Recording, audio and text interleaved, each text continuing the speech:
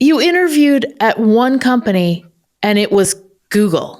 I'm glad no one else contacted you back. I'm glad that Google it was makes things easier that way. You don't have a lot of hard decisions to make. So you were like number 22, employee number 22, or am I wrong? 23, I think it is. 23. Okay. So very, very early on. What was it like early on? You obviously joined a couple weeks after the interview? Yeah. I ended up joining. For some reason, it ended up being maybe closer to a month after the interview, or maybe not quite that long. But anyway, yeah.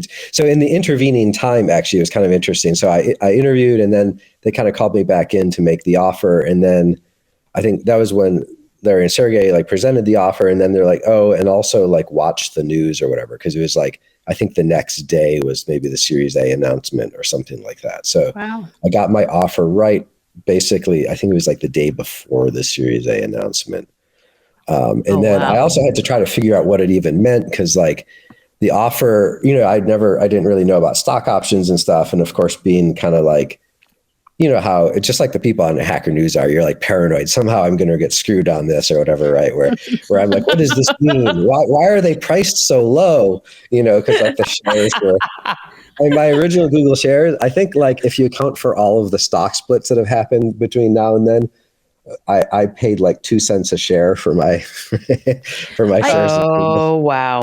And I think you would have paid less if the Series A had been later, if you'd been hired earlier, because the Series A probably impacted that. Oh, yeah. If I had gotten hired, a couple months earlier, I'd be much, much better off, obviously.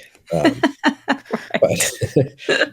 it does impact you, because you only get a little, it's just a little fraction of a percent of the company, right? But it turns out a small fraction of a percent of Google is actually still pretty good. Yeah. One of the not obvious things about startups is it's much better to have a small slice of a big company than a big slice of a small company. And it's counterintuitive, but the reason is you can only have as much as 100% of a company. So, the orders of magnitude there are sort of limited, but the number of zeros and the valuation can go pretty high. It's actually easier to make money, I think, when you have a really hugely successful company, it makes a lot of people, pretty wealthy versus a small success that makes maybe 1 or 2 people.